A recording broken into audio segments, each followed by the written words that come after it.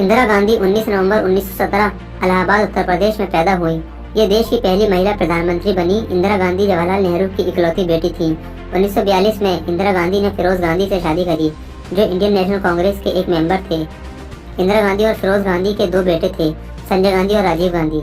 1964 में इंदिरा गांधी राज्यसभा की मेंबर बनी। लाल बहादुर शास्त्री की अचानक मौत होने की वजह से 1966 में इंदिरा गांधी देश की प्रधानमंत्री बनी। प्राइम मिनिस्टर बनने के बाद इंदिरा गांधी को काफी मतभेद का सामना करना पड़ा अपनी पार्टी में, और सबसे बड़ा सामना उनका मोरारजी देसाई से था। और इनके बीच इतनी टेंशन बढ़ गई कि 1969 में मोरारजी देसाई ने इलेक्शन जीत लिया और मोरारजी देसाई प्रधानमंत्री बन गए। लेकिन इंदिरा गांधी ने हार नहीं मानी। 1971 में इंदिरा गांधी पूरी ताकत के साथ इलेक्शन में जीत गई और मोरारजी देसाई को हरा दिया। और 1971 में इंदिरा गांधी ने पाकिस्तान के खिलाफ अपनी सेना को खड़ा कर दिया और हिंदुस्तान की सेना ने पाकिस्तान की सेना को बांग्लादेश में हरा दिया और पुराना पाकिस्तान अब बांग्लादेश बन गया और नए देश का जन्म हुआ।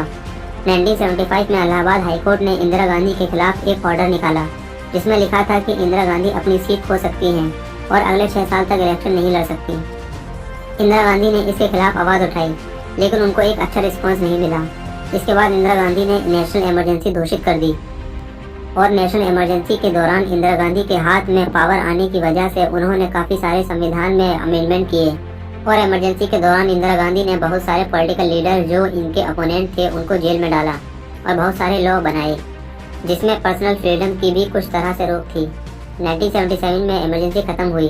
जब 1977 में दोबारा इलेक्शन हुए तो इंदिरा गांधी इलेक्शन में हार गई और जनता पार्टी की जीत हुई और मोरारजी देसाई प्रधानमंत्री बने। बाद में जनता पार्टी भारतीय जनता पार्टी में कन्वर्ट हो गई। जब 1980 में दोबारा इलेक्शन हुए तो कांग्रेस पार्टी फिर से अच्छी सीट के साथ जीती और इंदिरा गांधी फिर से प्रधानमंत्री बनी और पावर में आ गई। 1980s के दौरान इंदिरा गांधी को सिख लोगों का सामना करना पड़ा। 1982 में जनरल सिंह भिंडरावाला, जो सिख लोगों के लीडर थे, गोल्डन टेम्पल को ऑक्युपाइड कर लिया और काफ़ी सारे लोगों के साथ उसने अपना डेरा जमा लिया। 1984 में इंदिरा गांधी ने ऑपरेशन ब्लू स्टार का ऑर्डर दिया, जिसके तहत इंडियन आर्मी को ऑर्डर मिला कि वो गोल्डन टेम्पल में से उन लोगों को निकालें जिन्होंने उस पर घेरा जमा लिया है। और इस दौरान जनरल सिंह भिंडरावाला की मौत हो गई और तकरीबन 450 सिख मारे गए और गोल्डन टेम्पल को बहुत नुकसान पहुंचा।